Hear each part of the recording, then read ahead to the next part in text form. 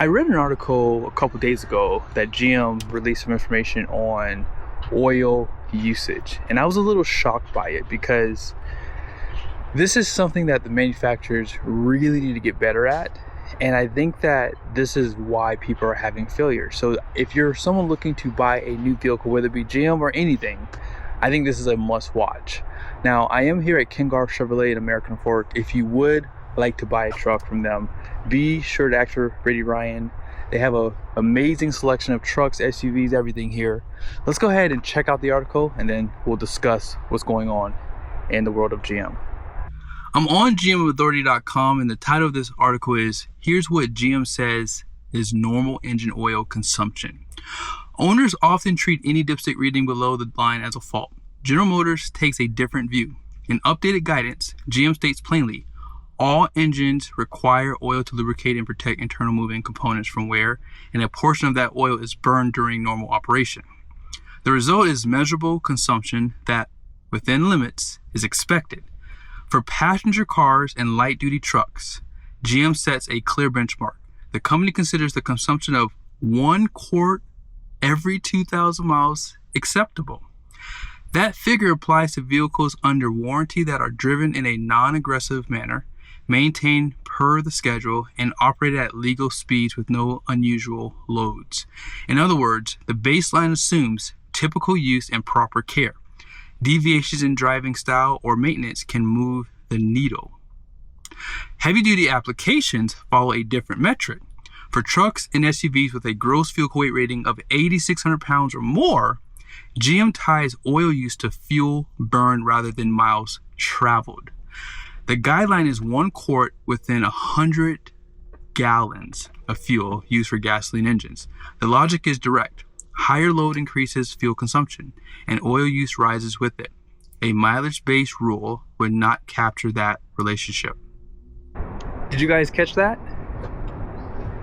If you have a GVWR over 8,600 pounds, your truck SUV is treated different.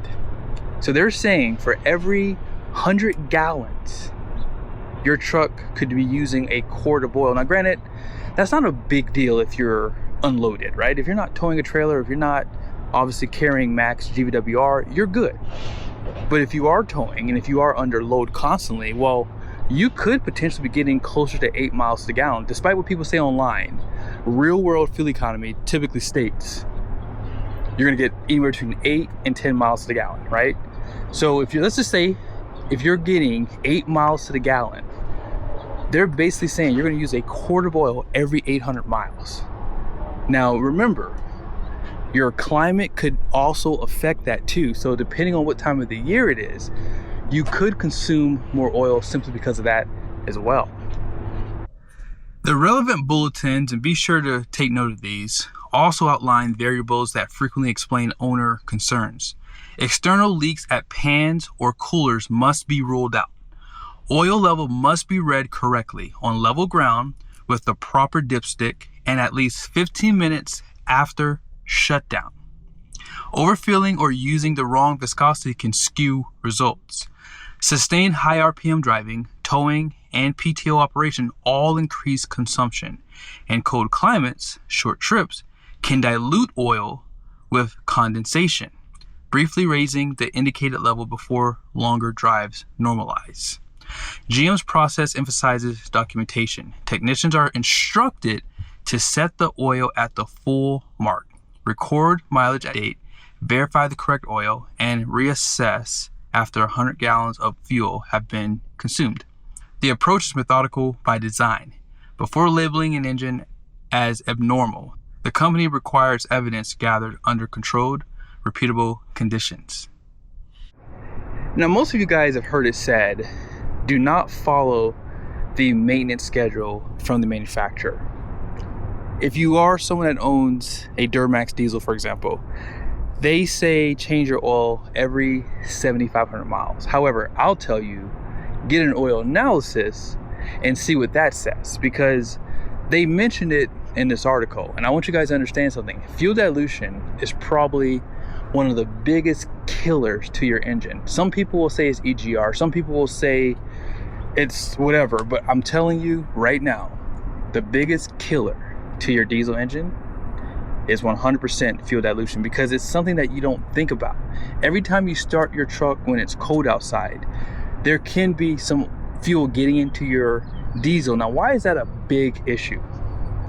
The reason why it's a big issue is because a lot of fuels today carry biodiesel. And biodiesel, whether it's a B5 or B20, over time will oxidize. And for some people, you could be going over, well, not over, you could be going about a year. You're supposed to get your oil change every year anyways, but you could be going an entire year. And typically biodiesel fuel oxidizes after about a month or so. So if you're not burning out that fuel, you could have potential issues with that.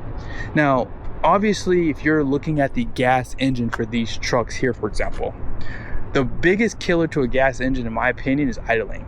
Idling is the biggest killer.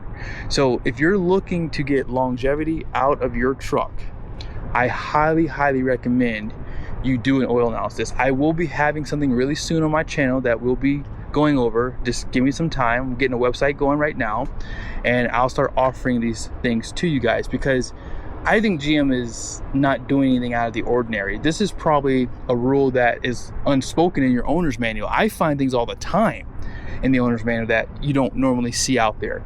And one of those things is biodiesel. They do tell you in the owner's manual, if you are using biodiesel, you are supposed to either drain the tank or drive the truck to get that fuel out before you store the truck.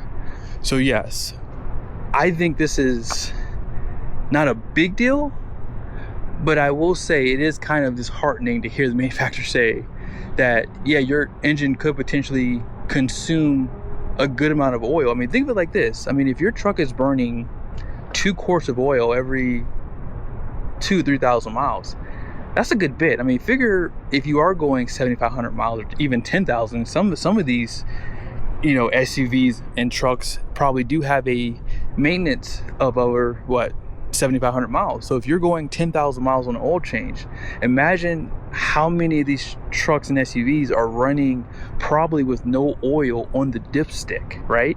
Which potentially could make the engine fail.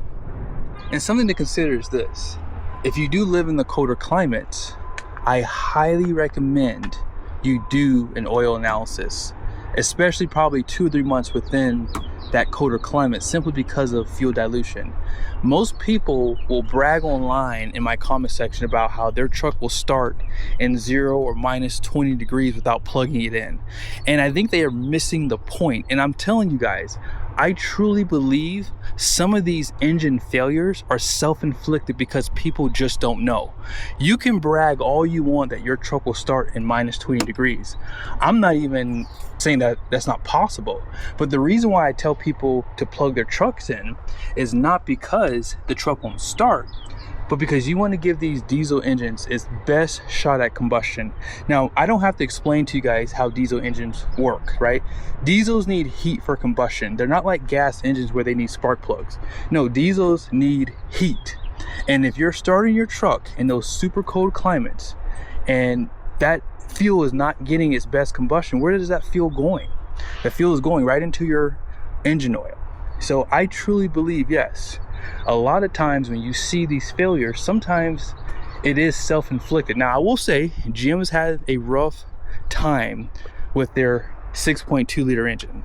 The 3 liter DURAMAXs have had some failures too, but again, I wonder if there is an analysis happening by GM to see when these failures are mostly happening. Are they happening mostly in the wintertime?